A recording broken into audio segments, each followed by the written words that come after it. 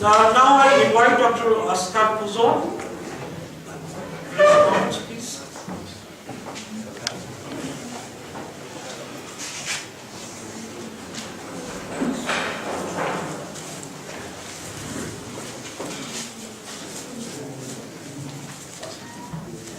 अब सबको तो हमारा नमस्कार। मेरे लिए तो BHU में आ जाना घर जैसा आना है। I would say that I am very pleased to be here with all many old friends. I would like to thank first of all Professor Tripathi for giving me the opportunity to be here. Also my very old friend and also my old boss, Kamachil, but also and a very special thanks also to Alvaro Enterria, who is here, who has been living, a Spaniard who has been living in Bananas for I think more than 20 years now. And I think that he has absorbed very well the dharmic qualities of the Indian discourse. It's really, I mean, as I say, it's a very, very, very special pleasure for me to be here. I like very much what Ibn Chaudhary has said about this old metaphor about the charcoal burner and garland maker, because this is found in the Mahabharata, and although we also read the Mahabharata, we never found this metaphor. It was only after reading one of Rajiv's article, I'm speaking about 12 years ago, where he was trying to show again to the West, as he's doing today, that democracy is not an invent of the Western mind. In a very interesting article, he ends up quoting this about the charcoal burner and the garland maker, which is a really, in a single metaphor, it tells a lot of things about how Indian tradition sees difference and how Indian tradition sees unity.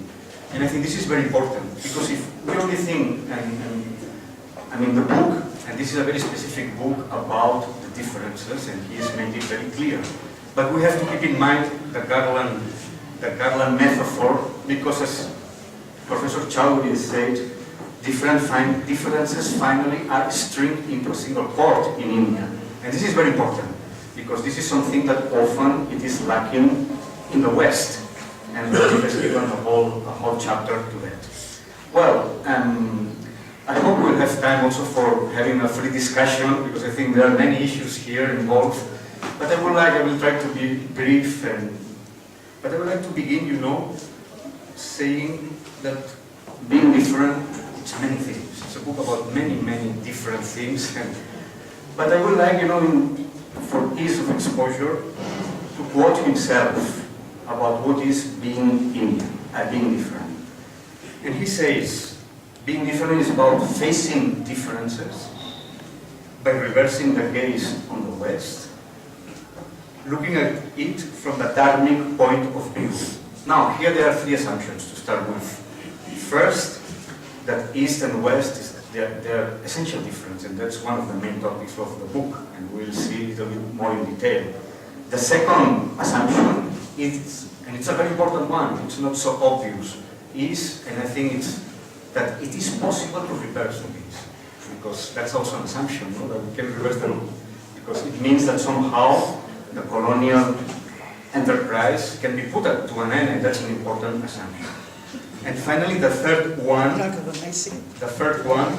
means looking at the West from a dharmic point of view, which is also an assumption that there is a dharmic point of view. So we'll see these points a little bit in detail. Let's begin with facing differences. And I will repeat just for the sake, if you want, of understanding better Rajiv's book, these main four differences that he has stated. Even if I repeat, I think it's good for the whole audiences to keep it fresh in the mind. Remember that the four differences said is embodied knowledge against historicentrism, integral unity versus synthetic unit, and anxiety over chaos versus comfort and complexity with ambiguity. And the fourth one is cultural digestion versus Sanskrit non-translators. This is how he puts it. And I refer that to keep them in mind, because I will use a slightly different approach. We're facing difference between India and the West. And I use a slightly different approach out of my own experience, and I have to talk from my own experience, of course. And I would like to refer to a book that we produced also about 10 years ago. It was a conversation between a very famous and respected Sanskrit Pandit, the late Shri Vidyanivas Mishra, who is no longer with us, and a Spanish philosopher from Barcelona, Rafael Pujol. No? And more or less, we find out also 5 differences, which somehow, map into your differences. I will say them, and I won't take too long and too much longer time. The book is called From the Mediterranean to the Ganges, and recently has been translated in a pirated fashion, because I didn't know that the book had been translated into English, so now you can buy it in India. So the first thing we realized, and this is a very obvious one, is that of course history and is very important for the Western civilization. He says it very well. No? So I won't go into it. The exclusivism of history is putting it forward very clearly. How you have historical vision. Historical vision is related to a place and time, and this is a kind of dictatorship of place and time regarding to that specific revelation or mission. So I won't really insist much, and I cannot go on the importance of myth, and I think he's done also that in the book. Myth is not something that is untrue, but rather is archetypal truth, which can be applied in many different historical contexts. But as I say, I don't want to go into that. While analyzing the difference between East and West, one that came also, and it's a correlative of history, is a difference in the conception of time. And this is a very important thing. As I say, it's intimately related to history. As Vidyanivas Mishra used to say, it's not only that Westerners, we have privilege, a kind of linear time, and we know that very well. Also, we know about psychological time. But what the Indian tradition knows is about different sort of, it's not only cyclical time, or as Vidyanivas Mishra put it, helicoidal time, because these cycles are not closed in themselves, they are not just circles. But Vidyanivas Mishra used to speak about experiential time. And he used to claim that the Indian tradition counts time not in an external objective way, but in an experiential way. What I mean by that? I mean that reckoning time, for instance, by the number of breaths that we take. This is a very typical thing, or reckoning time by dawn and sunset, etc., etc. So that was a very interesting thing. Experiential time is not psychological time. It's a time, it's perhaps the only real time that you can assume, because it's a time that you feel with your body, that you feel with your mind, and that really, as I say, it's very different from psychological time. So I think this is a very important. Another question which he also underlines in the book is that somehow our Western civilization, especially modern Western civilization, because here, and I think it's very important to distinguish between a modern West and we'll say a pre-modern West, which was much more closer to the Dharmic point of view, although different, of course, no? And we'll come back to this point. No? But as I was saying, time in the Indian tradition is a mental construct for many schools. I think in the yoga, they are very different, of course. It's a nirmita, as they say in the Vyasa and the Yoga Sutras. It's a construct of mind. And somehow, and especially since Kant, we live in Europe, in the West, under the impression that we cannot beat time. That time is death, and the time will, just wipe us out. While in the Indian tradition, we have a very strong tradition of conquering time, even eating time. We have these expressions, that the sage is able to eat up time and somehow live outside time.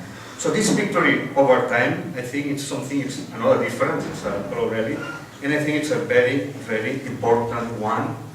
In the way of counting time by experience, by body and mind sensations, and also some external measurement. Right. Now the second difference we spotted at that time, I say that was 12 years ago, was the difference between, I say, modern West is profoundly anthropocentric. And anthropocentric in a very literal way, right?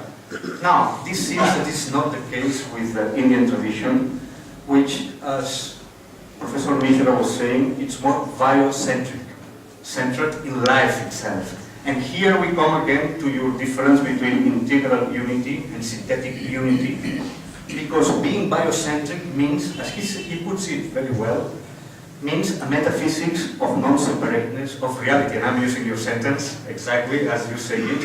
It means that, you know, right from Brahma to a blade of grass, and we have this expression all the time in the Sanskrit text, from Brahma to Trina, there is a sutra Tara, you know, which permeates the whole creation. And it is this unity which I think it is very, very important.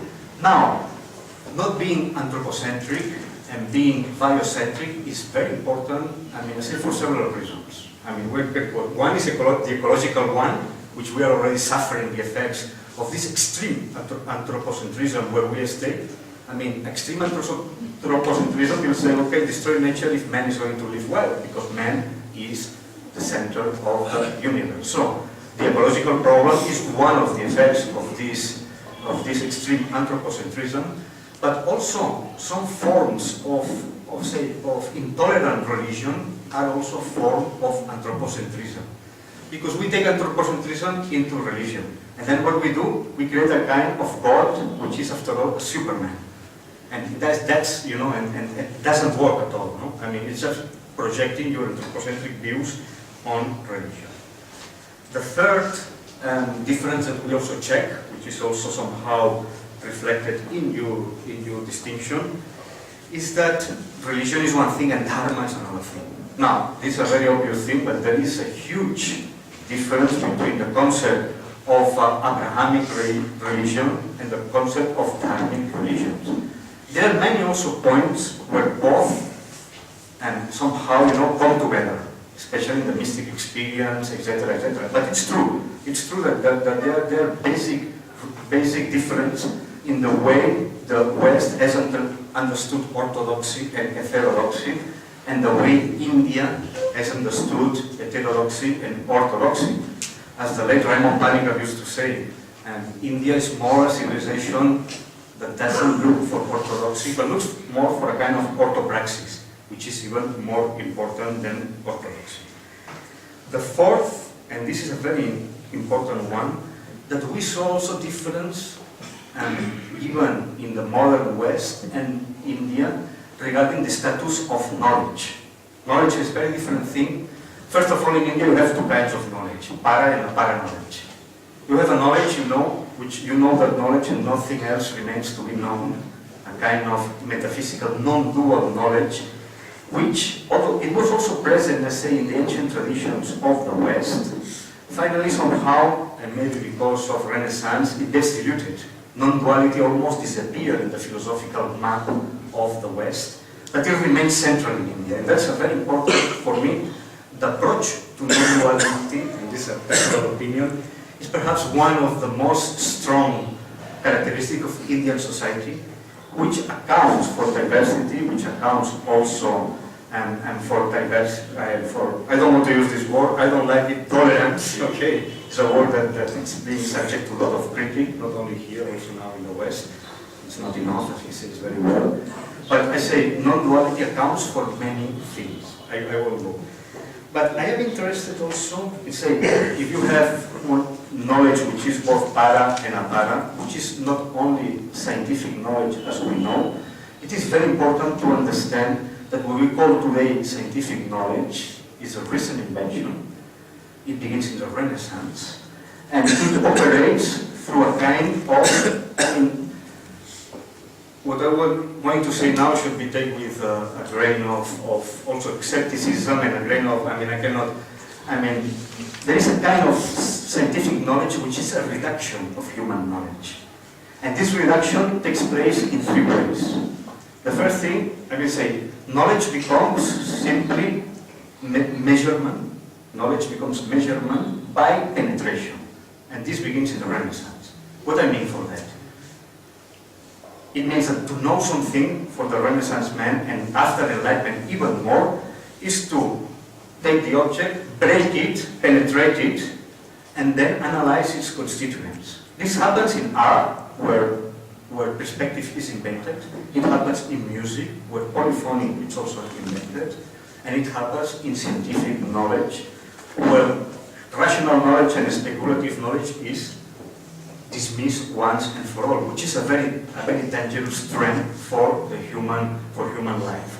So as I said, knowledge is, and that's why it's not the chance that all of a sudden, in the West, people begin to dissect cadavers, corpses, because they can break. That before was not that. Now see the difference between a traditional practitioner who can diagnose your illness and even cure it by touching your navel, and somebody who was to break you in pieces, take here with the lungs here, and then, somehow put you again together. So this penetration of knowledge is very important, but it's not also the penetration of knowledge which is done there. Also the human being, basically, it is reduced to a body with a somehow conscious mind. Later on, as we progress, this conscious mind is reduced to the brain. And brain is matter. I mean to say that there is a whole construction of the human being as pure matter, as pure materialism, which in my opinion, combining this kind of knowledge with capitalism and with consumerism, gives us the actual product. Man as a consumer being, as an individual who is just for consuming. And finally, that knowledge does another thing. It reduces society to a nation state. And I know that, and Rajiv has said in this book, and he's right, the critique of nation state by developed nations sometimes is very tricky, because it softens the praise, as he said, But we must be critical, even then, of nation state. I say, so you reduce a society to a nation state where you have one language, you have one religion, and one people. And this is a very dangerous thing, because it kills diversity at its root, and it opens the way for all kinds of exclusivistic nationalisms and fundamentalisms. And this is also happening in contemporary India. We want to reduce India to a homogeneous nation state and somehow killing all the difference. But as modernity grows, this reduction of society is even done a little step further, which is happening today in what we can call postmodern societies, as I said, where the individual is finally and once for all completely reduced to the individual consumer. And he's ruthless, he's self-centered, and he is compulsive. And then he becomes prey, as he said in his book, is the link of some evangelist groups of people that give meaning to his life. And I go now to the second point. Okay. Reversing the gaze on the West to prevent not only a new colonial. This is very useful, of course. He's saying, he gave a very good example when he says, Shakespeare is the Kalidas of England. I think this has to be done more and more. But I will say that reversing the gaze is interesting to prevent not only a new colonial way of thinking, which is very much in place today, adopting other very different and subtle shapes, but it is there. But it is also, and to me this is more important, to prevent a unipolar way of thinking, which we can understand as a kind of Western universalism. And here, and I would like, not so much to defer, but to point something perhaps for the discussion. The only thing, when I read the book, that reversing the gaze on the West should be perhaps, modified in the sense of reversing the gaze to a certain form of modernity. I say modernity as such, again, Professor Chowdhury make a very good distinction. I like it very much because it comes to my point. There are two kinds of modernity. One with freedom of mind, and the other with slavery of the taste, he says right now. Well, my contention and my opinion would be that globalization as it is happening right now, it's much more slavery of the taste than freedom of mind. Even if you have an outward democracy and an outward freedom. But really what we are going at is a kind of this, as I say, isolated consumer, which is prey to all kind of brands. And it's here when I would like to say a word of caution. This is no longer this rampant modernity, which is going to destroy, all ways of life. And as one friend of mine used to say in Barcelona, that this new modernity creates clonic landscapes. Clonic landscapes means that you take one landscape and reproduce it landscape everywhere. I say, coffee, any multinational, we open a mall, and this mall will look the same in Pennsylvania, in Banaras, in Delhi. These are these clonic spaces with more and more and more. All the world is becoming the same because of this compulsive, I say, and modernity, which is very important. And I think, to me, more than the West, is the real problem, because this rampant modernity is no longer Western. It's being fully adopted, and even in more efficient ways. Say, like a Chinese game. The Chinese, what they are showing to the world.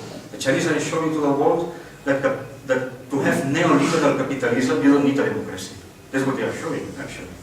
Here, I differ a little bit, and we can come back to the book, when you praise China in such glowing terms, saying that it's fine in its own way. I don't think so. I think, after all, and that's why, and I'm sorry to say, that's why many Westerners feel much more comfortable in China than in India. Why? Because the Chinese look so much as us, to say, and they will consume the same things, they will play golf, so a Westerner feels very comfortable in Beijing. He feels less comfortable in Delhi, and he feels much less comfortable in Banaras. The dharmic power is still here, we have this hope in this wonderful city. So I think that there, we need, more curva patch on the different kinds of modernity. That I agree with you, Rajiv, that this modernity has been generated by the West, but it's no longer Western only. The same way that science is no longer Western. I would like to say, some authors say that this rampant modernity, this modernity is going to destroy so many cultures, is a combination of two things. As I say, neoliberal capitalism, which basically means consumerism, and on the other hand, what is called, and don't take me wrong now, the hegemony of scientific discourse. This is a thing where we must do much more curva patch also. And I am not against science. I don't mean to go back. But I will quote one, I think it's American, John Gray, that he says, science alone has the power to silence heretics. Basically, people are saying that science has taken the place of religion today. Why? Because only science has the double privilege to give hope to people. If you are ill, you don't go now to a pandit, you go to the hospital. That's one thing, giving hope. That before it was given by religion, now it's given by science, we will live. And the second function that science is playing is it has the ability of censorship. If something is unscientific, then it's out of the discourse and you don't get your grant, etc., etc. So in this sense, he says, science alone has the power to silence heretics. Today is the only institution that can claim authority, like the church in the past. It has the power to destroy or marginalize independent thinkers. For us, science is a refuge from uncertainties, promising and in some measure delivering the miracle of freedom from thought, while churches have become sanctuaries of doubt. So, we can go on, there are many quotations, but we stop it here. Only the importance, of the hegemony of this discourse, and I insist, I am not against science, but when I speak of science here, I speak more of science as a social institution, not as a method in itself, and as an ideological institution, as I say, provides, ideology. Well, let's go to the third point, and won't take much. Looking from the Gandhi point of view. Of course, being here in Banaras, we are very, very close to the sources of dharmic knowledge, especially in this university. And I would like to say that dharmic point of view, and he said also, so I'm just basically making your points. It has, for me, dharmic knowledge has two sides. One is adhyatmic, as you say, the inner sciences, a very beautiful expression, the inner sciences, which we have been, consuming in the West since the time of Alexander, and has been really attracted to these Indian inner sciences, and they become, famous all over the world. But if nobody will dispute the ascendancy of India regarding inner sciences, we have also to recognize that in the Sanskrit tradition there is a lot of analytical knowledge. I mean, Tarka, we say in Sanskrit Tarka, we say Nyaya, we say Anvichi, Yukti, even Sankhya is used in the sense. So I think it's very important. He's done in the book, and he's done even earlier, to show the West that rationality is not a monopoly of the West. This is very important. And not only rationality, also humanism is not a monopoly of the West. Very few people know that one of the first attacks against capital punishment is found in the Mahabharata. Well before any European thinker start thinking about these humanistic questions that have become so important after for the construction of modernity. So we have, I think, more and more Amartya Sen, and this is then a little bit different from only underlining the differences. Amartya Sen says this also, that sometimes if we underline only the difference, so that's very easy to assimilate also for the West, because here we have the strange and different India, with this metaphysical and mystical knowledge. Well, but they are not able to think rationally like us. They are not able to think critically like us, which is a very typical Western. So they are forced to recover the rational and the Tarkic aspects of the Sanskrit tradition, which is being done. I think it's been done by many scholars, both from the West and from the East. I would like to say, and I don't know if you would agree with me, that of course Indology has also some amount of critique in his book, but I think that even Western Indology has changed a lot. And Anand Kumaraswamy already said that in the 30s, that he said that there will be a new generation of scholars which will look, to Indian wisdom with Indian eyes. He said that in the 30s. And I think after the Second World War, the whole panorama of Indology, both thanks to Indian scholars and to Western scholars, has changed a lot. And even we know that there may be, but I think there are a lot of difference from how a scholar thinks today, even if he's American, and how he used to think, say, at the turn of the 19th century, or even before the Second World War. And I will finish here. I won't be a proper student of BHU if I don't give you a critique, right, of your book. And the critique, but I will critique you in your own words, right? As you said in the preface, in the introduction. You say in the introduction, I may be accused of using broad definitions, generalizations, and extreme contrasts, and indulging in the kind of essentialities that postmodern thinkers have correctly challenged. Well, I think the book has a little bit of that, right? And saying the crime, announcing the crime doesn't exonerate you. Even if you say, okay, I realize that I've been, perhaps you need to yell like this, because otherwise, I would say in the deafening cacophony of Western universalism, you won't be heard. But it's true that sometimes a depiction both of Christianity and even Westerners like myself are a little bit caricatures, right? It gets a little bit caricaturesque, and that, to me, and draws a little bit the appeal of the book somehow. I recognize the importance of it, but I think it's also a point to be seen. For instance, for an European, it's a little bit puzzling to see that the West there, it's only America, Yes. When America and Europe are so different, even now. Even now Greenwich was making fun of, Europe stands for one thing, America stands for another. I say the Chinese show us that we can have capitalism without democracy. The Americans show us that we can have democracy without equality, right? While in Europe, we're still trying, and we are failing, and as you know very well, the situation in Europe now is more than dramatic because of the recession. The loss of power, both ideologically and economic, it's a reality for Europe, a very strong reality. But still, I still feel that the European model, the wealth state, it's a dream. I don't know if any one of you has been able to, at least at the material level. At the spiritual level, that's another thing.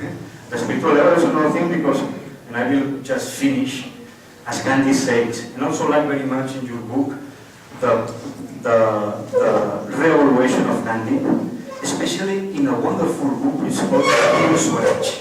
But nobody takes it literally because that's for me, it's one of the most revolutionary books written in the 20th century.